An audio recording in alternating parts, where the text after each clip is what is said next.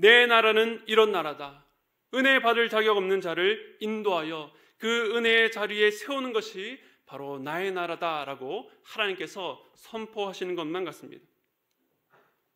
이러한 하나님의 일하심, 어둠과 무지 가운데 있는 막막함 가운데 있는 자들을 불러서 그들에게 어떤 형태로든 자신을 드러내시고 그들을 당신께로, 당신의 사명으로 이끄시는 것은 창세로부터 바로 지금 이 시간까지 여전히 계속해 오고 계시는 하나님의 사역이라는 것입니다. 사랑하는 성도 여러분, 여러분 이러한 하나님을 믿으십니까? 오늘 제가 특별히 이 본문을 택한 이유는요, 오늘 읽었던 이 말씀이 2019년 9월에 하나님께서 저희 가정에 주셨던 말씀이기 때문에 그렇습니다. 멀리 고향 땅에서 보았던 그 별이 어느 순간에 보이지 않습니다. 어디로 가야 되나? 길이 보이지 않는데 우리가 처음 발견하고 따라왔던 바로 그 별이 문득 앞서 인도하다가 아기 예수가 있는 곳에 머무릅니다. 그 별을 본 박사들의 반응은 매우 크게 기뻐하더라 였습니다. 우리 역시 어떤 부르심을 받고 따라가다가 잠시 길을 잃거나 헤맬 때가 있습니다. 저는 대학을 졸업하고 직장생활을 5년 하다가 조금 늦게 신학교를 진학하게 되었습니다. 제가 처음 신대원을 가게 된 것은 목사가 되기 위해서가 아니라 선교사가 되기 위함이었습니다. 당시 다니던 직장을 퇴사하고 신학교에 들어가면서 늘 안정적인 삶만을 살다가 제 인생 처음으로 앞을 알 수 없는 모험으로 사는 인생에 제 전 인생을 던지게 되었습니다. 처음에는요, 신학교를 졸업하고 나면 금방이라도 선교지로 나갈 줄 알았습니다. 그러나 현실은 제가 해보지 않은 일, 영혼을 돌보는 이 일이 참으로 버거워서 이것을 해내기에도 급급한 정신없는 하루하루의 연속이었습니다. 그리고 2011년도에는 선교지가 아니라 바로 이곳 서울에 갑자기 끌려오게 되었습니다. 끌려왔다는 것은 제가 그 당시에 느꼈던 이 감정이고 지금은 이 부르심이 하나님의 너무나도 완벽하고 선하신 부르심이요 감사의 제목이라는 것을 여러분 앞에 또 하나님 앞에 말씀을 드립니다.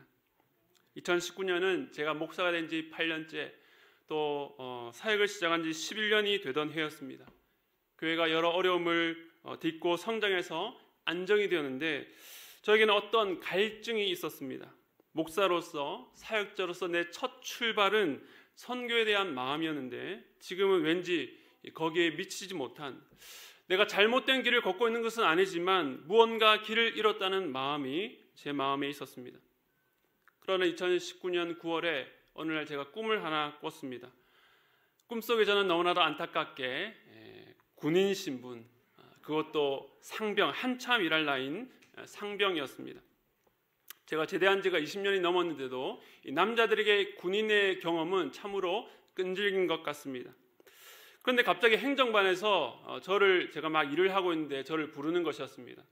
그래서 정신없이 가보니까 거기서 하는 말이, 제가 갑자기 대령으로 진급하게 되었으니 얼른 짐을 싸서 오라는 것입니다.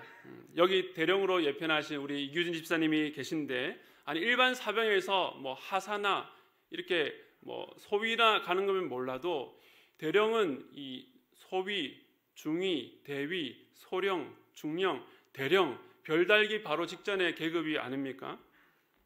제가 너무나도 이해가 안 돼서 이거는 말도 안 되는 일, 있을 수도 없는 일입니다 라고 하니까 제가 그렇게 가게 된 이유가 누군가 저를 극찬했다는 것입니다.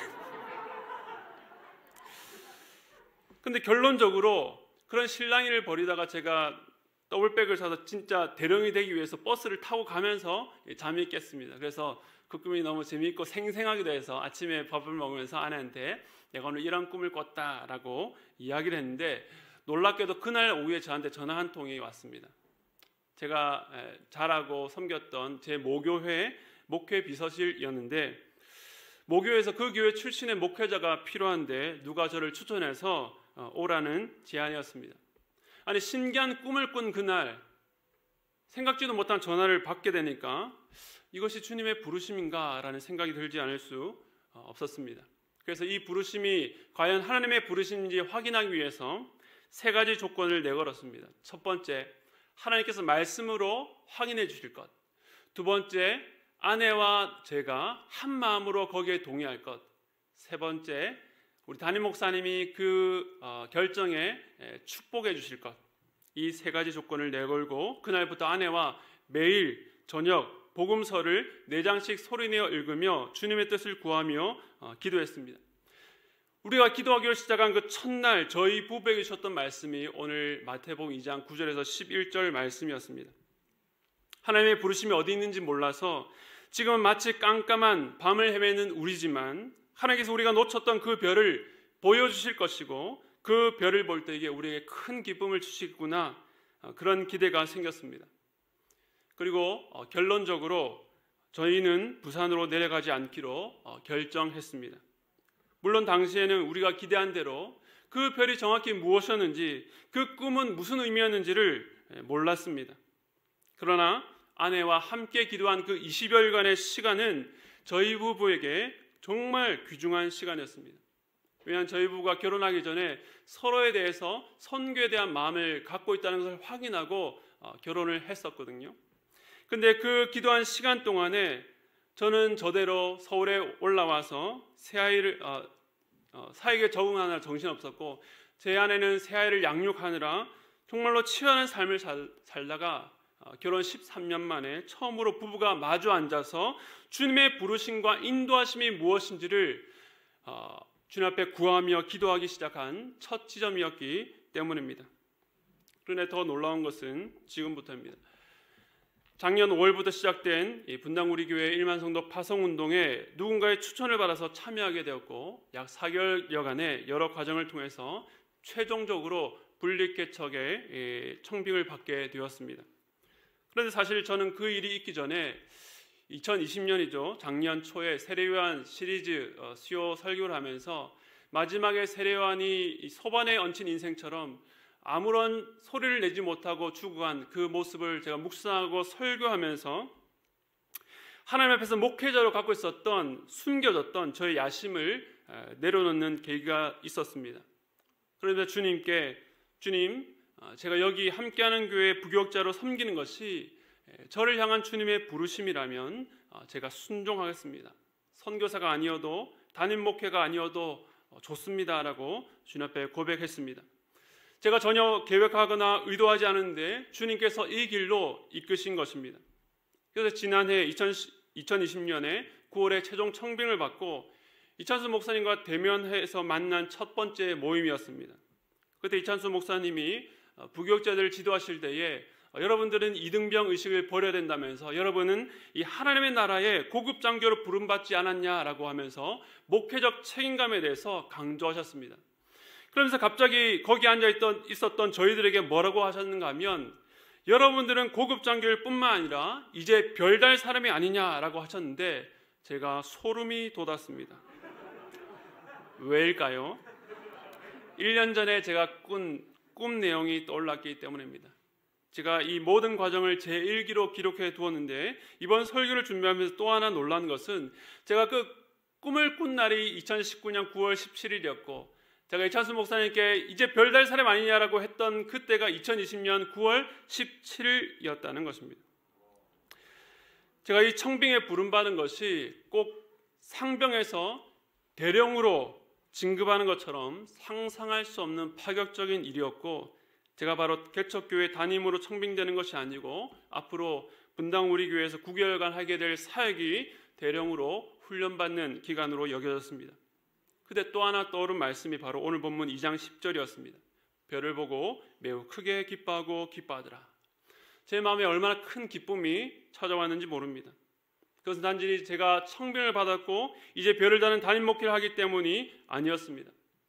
캄캄한 별, 캄캄한 밤, 별이 어디 있는지 몰라 헤매고 하나님께서 왜 제게는 별을 보이지 않느냐고 의심이 들기도 했는데, 저한테 너무나도 선명하게 나 여기 있다, 이제 똑똑히 보이니 내가 너의 삶을 분명히 인도하고 있단다 라고 말씀해 주시는 것만 같았기 때문입니다.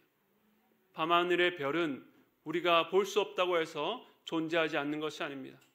우리의 육안으로 확인할 수는 없으나 별은 여전히 그 자리에 존재하고 있고 빛나고 있습니다. 그러나 하나님께서 하나님의 때에 우리의 영안을 열어주시면 그제서야 보이게 되는데 저는 그날 분명히 그 별을 보았던 것입니다. 그래서 제 마음이 너무나도 기뻤습니다. 그런데 돌아보면 그 별은 그때만 아니라 제가 흔들릴 때마다 늘 비춰주셨다는 것을 깨닫게 됩니다. 제가 1만 성도 파송운동에 참여하면서 종종 이런 칭찬을 듣게 됩니다. 거기 온 분들은 각 교단에서 내노라 하는 큰 교회에서 잘 훈련되고 훌륭하게 사역하시다가 온 분들이 참 많습니다. 그래서 작은 규모의 교회에서 저처럼 9년 넘게 사역한 것이 좀 특이한 경우입니다. 그래서 그분들이 참 성실하고 충성되다라는 말을 놀라움과 함께 표현해 주십니다. 그런데 저는 그런 말을 들을 때마다 사실 그런 칭찬을 받을 자격이 없어서 참 부끄러웠습니다. 제가 지난 9년 동안 성실하고 충성되게 사역했던 적도 물론 있지만 더 많은 시간은 갈등하고 좌절하고 방황할 때가 있었기 때문입니다. 그러니까 지난 9년 동안 한치의 흔들림도 없이 그 자리를 멋있게 지킨 것이 아니라서 제가 속으로 참 부끄러웠습니다. 그러나 하나님께서는 그 흔들릴 때마다 말씀의 별로 저에게 비춰주셨습니다. 2016년은 저희 막내 준성이가 태어난 해였는데 체력적으로 여러 가지가 겹치면서 참 힘들었습니다. 여전히 여기가 내 자리가 맞는가? 내가 여기 계속 있어도 되는가? 내가 계속 있어야 되나라는 고민이 끊임없이 들었던 때가 있었습니다. 그런데 그런 고민 가운데 당시 담임 목사님이 마가복음 시리즈 설교를 하고 있었는데 마가복음 6장 10절 말씀에 한데 제 마음에 하반절에 그곳을 떠나기까지 거기 유하라는 말씀이 제 귓가에 와 닿았습니다. 하나님께서 떠나라고 하기 전까지는 거기 있어라는 것입니다. 그리고 2016년 11월의 첫날 그때 큐티 말씀이 디도서 1장 5절 말씀이었는데 우리 함께 읽겠습니다. 시작.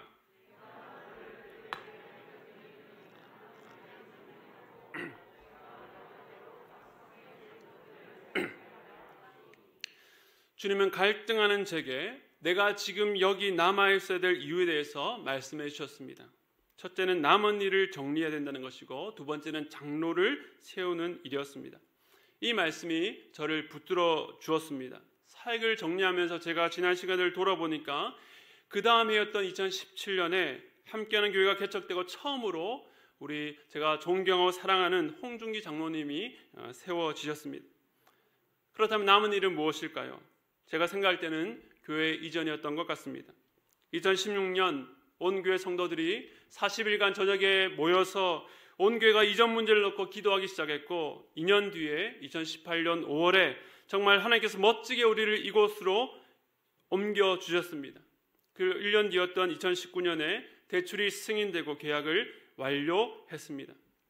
저에게서 이 일은 하나님께서 말씀하신 남은 일이었다라는 생각이 들었습니다.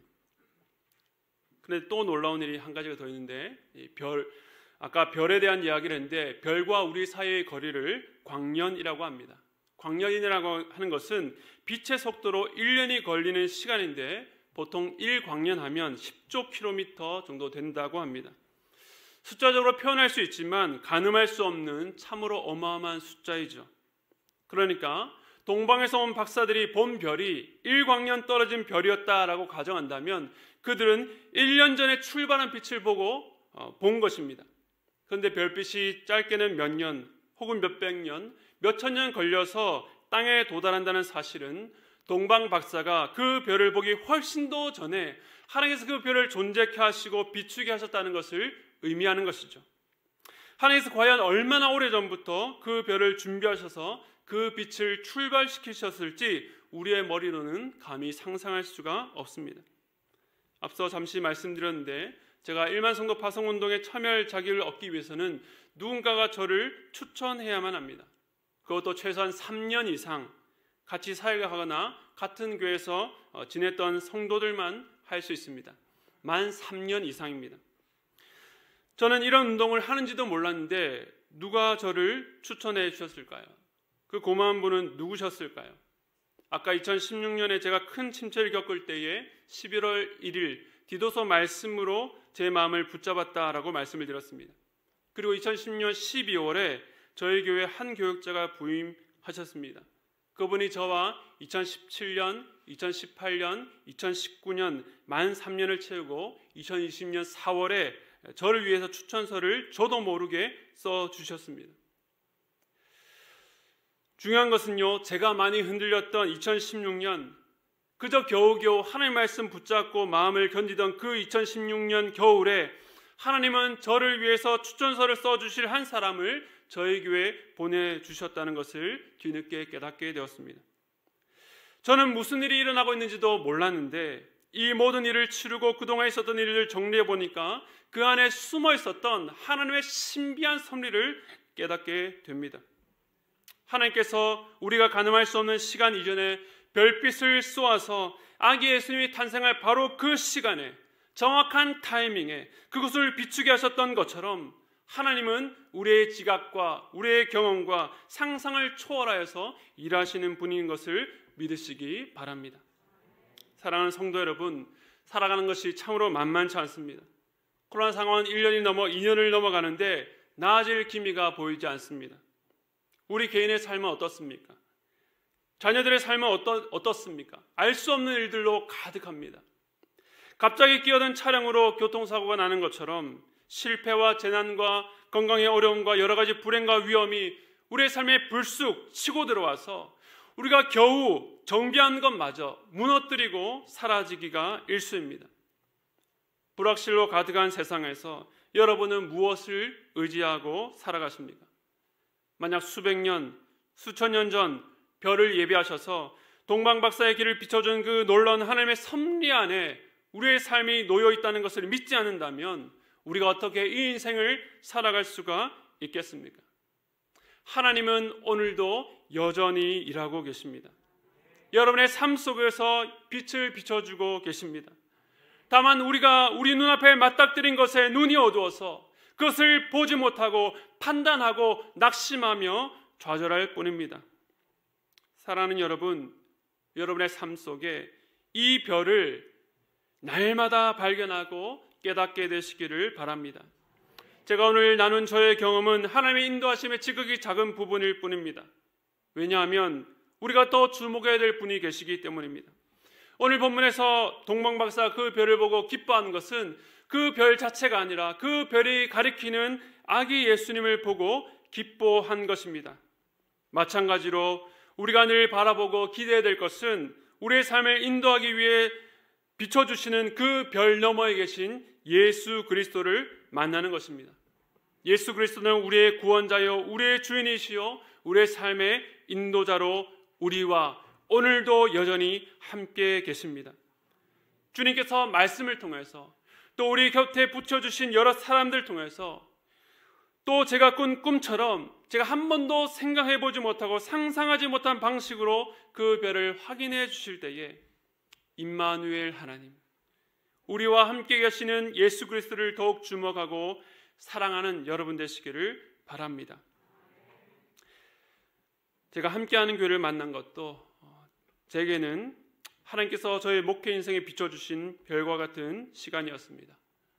어려움을 만난 교회가 어떻게 회복하고 상처를 치유하고 한 마음이 되어가는지, 하나님께서 한 교회를 어떻게 세워가신지를 보았습니다. 그러고 보면 여러분 한 분 한 분 저에게 부족한 저에게 삶을 나눠준 그 삶의 고단함을 나누어준 우리 청년들 한 분 한 분 저에게 있어서는 참 밤하늘의 별과 같은 존재였습니다.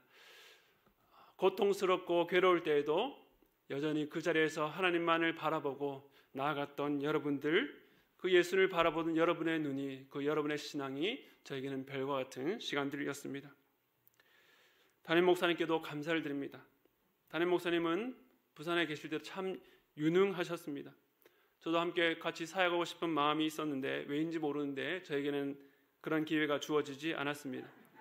그런데 이렇게 함께 와서 한 교회를 섬기면서 제가 이런 말을 해도 될지 모르겠지만 담임 목사님 목회로 씨름하시면서 함께 성장해 가시는 것을 보았습니다. 참 유능하셨고 훌륭하셨지만 이제는 제가 존경하게 되었습니다. 지난 10년 동안 많은 사랑을 여러분들부터 받았습니다. 저희 아내와 우리 아이들 또 저도 함께하는 교회를 너무나도 사랑하고 잊지 못할 것입니다. 앞으로 형제 교회로 함께 주님의 나라를 세워가는 귀한 동력자가 되기를 바랍니다. 제가 여러분을 통해서 보았던 것처럼 여러분도 저를 통해서 주님께서 살아계시며 주님께서 우리와 함께 하신다는 별을 발견할 수 있기를 소원하고 그러한 목사로 그러한 목회자로 한 교회를 아름답게 섬겨 나가겠습니다. 끝으로 제가 사랑하는 말씀 한 구절 우리 함께 읽고 기도하겠습니다. 시편 48편 14절 저희 인생의 빛과 같은 말씀입니다. 함께 읽겠습니다. 이 하나님은 영원히 우리의 하나님이시니 그가 우리를 죽을 때까지 인도하시리로다. 아멘. 제가 기도하겠습니다. 하나님, 이 부족하고 보잘것없는 인생을 통하여서 증거하신 하나님의 인도하심, 하나님의 그 은혜를 이 자리에서 함께 나누었습니다. 저의 경험이 아니라 오직 예수 그리스도만이 우리 성도들의 마음 가운데 깊이 새겨질 수 있도록 주님 도와주시옵소서. 그 주님께서 저의 삶만 인도하시는 것이 아니라 우리 모든 성도들의 삶을 지금껏 인도해 오셨고 또 앞으로 인도하실 것이라는 것, 우리를 죽을 때까지 인도하신다는 것을 믿음으로 나아갈 수 있도록 저희 성도들 한 분 한 분을 붙잡아 주시길 간절히 소원합니다. 우리 마음 가운데 예수님이 계셔서 참 행복합니다. 우리의 환경은 변화되지 않았고 우리의 눈앞에 여러 가지 어려움이 있지만 주님이 이 알 수 없는 세상, 불확실한 세상 가운데 우리의 손을 붙잡고 이끌어 가시니 참으로 감사합니다. 그 주님께 우리의 삶과 우리의 모든 것을 다 드려서 영광 돌려드리는, 그래서 철이 철을 날카롭게 하는 것처럼 우리가 서로를 날카롭게 하는 아름답게 쓰임받는 그런 교회가 될 수 있도록 주님 붙잡아 주시옵소서. 감사드립니다. 예수 그리스도 이름으로 기도합나이다. 우리 성도님들 자리에 다 일어나시고요. 이렇게 순서를 진행할 거예요. 제가 먼저 한 구절을 읽고 우리 해중되신 성도님들께서 한 구절을 읽고 또 우리 이진우 목사님 또 가족이 한 구절을 읽고 또 함께 다 읽는 것으로 우리 파송 선언문을 하도록 하겠습니다. 제가 먼저 읽겠습니다. 오늘 우리 함께하는 교회는 안디옥 교회의 모범을 따라 이준우 목사를 파송하고자 합니다. 우리는 지난 9년 반의 목자의 수고를 기억하며 그가 이제 새로운 사명을 잘 감당하도록 기도와 사랑으로 함께하며 형제 교회로서의 역할을 감당하고자 합니다. 나는 그동안에 함께하는 교회의 사랑과 지원을 감사함으로 간직하고 이제 새 소명의 길로 나아가겠습니다. 다 같이 고백하겠습니다. 이제 우리 모두는 한 가족으로서 하나님의 뜻과 하나님의 나라가 이 땅 가운데 이루어지기만을 소망하며 모든 영광을 주님께 올려드립니다. 아멘. 우리 감사의 박수 하겠습니다. 우리 손을 뻗어서 같이 한번 파송의 노래 찬양을 했으면 좋겠는데요. 우리 파송의 노래 찬양을 하고 함께 기도하는 시간을 좀 가지겠습니다. 너의 가는 길에 주의 축복이 있으니 우리 함께 고백하며 나가겠습니다. 손을 뻗어서 우리 마음껏 축복했으면 좋겠습니다. 너의 가는 길에, 너의 가는 길에 주의 충간 있으리. 평강의 왕 함께 가시니, 평강의 왕 함께 가시니. 너의 걸음 너의 걸음 주 인도하시리. 주의 강한 손 널 이끄시리. 주님, 너의 가는 길에 주의 축복 있으리. 영광의 주 함께 가시니, 함께 가시니. 아멘. 너의 밟는 모든 땅 주님 다스리리. 주님 다스리리. 너는 주의 길 예비게 되리. 나는 주님 나라 위하여 길 떠나는 나의 영 되려 주께서 가라시니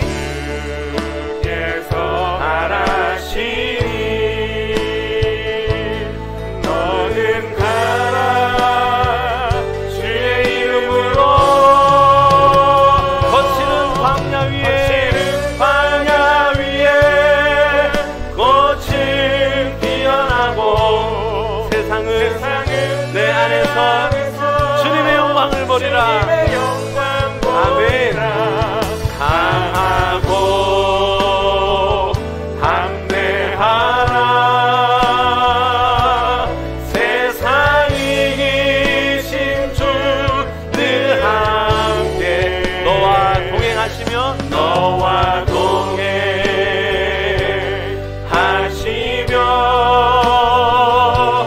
내게 새 힘을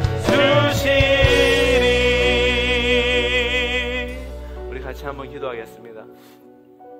이번에 우리 이진우 목사님 그 분당 우리에 가서 그 교회를 좀 익히는 시간을 가지고 이제 연말에 개척을 해서 나올 지역이 정해졌습니다. 저희 교회랑 멀지 않습니다. 하남 쪽에 이제 오게 되는데요. 우리 형제 교회로서 우리가 함께 할 일이 많다고 생각합니다. 뭐 체육대회도 하게 될 것이고 교육 프로그램도 함께 같이 형제 교회로서 나누게 될 것이고 우리 목사님의 말씀처럼 우리 교회가 이제 친정교회 역할을 하는 거예요. 우리 같이 한번 기도하실 때 하나님 우리 이진우 목사님 또 우리 가족 하나님께서 축복해 주시고 지금까지 인도해 주셨는데 앞으로 가는 발걸음 가운데도 하나님이 동행해 주시고 가는 곳마다 광야에 꽃이 피고 메마른 곳에 주님의 샘물이 흘러나오는 축복의 통로 되게 하여 주시옵소서. 우리 같이 한번 기도하도록 하겠습니다. 기도하시겠습니다. 아버지 하나님 감사합니다. 하나님을 사랑하는 우리 이진우 목사님 가정을 하나님 기억하여 주시고 하나님들이 가는 곳에 하나님께서 동행하여 주시고 하나님의 이끄심을 받아 하나님의 부르심을 받아 하나님 그곳에 가고 있습니다. 하나님께서 이끄시는 곳이오니 하나님 믿음의 발걸음 가운데 하나님 축복하여 주시고 하나님 놀라운 역사가 나타날 수 있도록 하나님 은혜 위에 은혜를 다하여 주시옵소서. 아버지 하나님 함께하는 귀한 동력자들을 붙여주시고 귀한 일꾼들을 세워주시고 아름다운 열매가 하나님께 올려드릴 수 있도록 주님 인도하여 주시고 특별히 하나님 우리 교회와 형제교회가 되어서 주님 안에서 아름다운 열매를 올려드리는 귀한 동력이 될 수 있도록 하나님 축복하여 주시옵소서. 주님 안에 기쁨을 누릴 수 있도록 하나님 인도하여 주시옵소서. 주님을 온전히 바라보고 나갈 수 있도록 주님 인도하여 주시옵소서. 우리 안에 서로의 기쁨 있게 하시고 아름다운 소식이 오갈 수 있도록 하나님께서 축복하여 주시옵소서. 그렇게 하실 하나님을 기대합니다. 아버지 하나님 너무나 감사합니다. 우리 사랑하는 이준호 목사님, 강혜명 사모님, 하준이, 윤하, 준성이 하나님께서 이 가정을 너무나 사랑하셔서 지금까지 하나님께서 인도해 주셨고 앞으로의 행보도 하나님의 놀라운 인도하심 가운데 가게 되는데 하나님 동행하여 주시고 가는 곳마다 하나님의 역사가 나타나게 하여 주시옵소서. 새로 사역하는 교회 가운데 주의 이름으로 놀라운 일들이 일어나게 하여 주시되 묶였던 자들이 풀려나게 하시고 하나님 메마른 자들이 주님 안에서 영생을 누릴 수 있도록 하나님 축복하여 주시옵소서. 하나님께서 만남의 복을 허락하여 주시되 좋은 동력자를 만나게 하여 주시고 좋은 믿음의 평신도 사역자들을 세워나게 하여 주시고 하나님 하나님 땅에서 하나님의 놀라운 은혜를 드러내는 귀한 사역을 감당할 수 있도록 하나님 축복하여 주시옵소서. 하나님 우리 교회와 또 이진우 목사님 담임할 그 교회가 형제교회로서 손을 잡고 하나님 앞에 나갈 때에 아름다운 열매가 이 한국 땅 가운데 많은 교회 가운데 소개되며 정말 하나님의 영광을 위해서 이렇게 연합할 수 있구나, 정말 귀한 관계구나, 많은 교회들에게 또 본을 보여주는 교회가 될 수 있도록 하나님 축복하여 주시옵소서. 감사를 드립니다. 예수님의 이름으로 기도합니다. 아멘. 우리 축복의 박수 하겠습니다.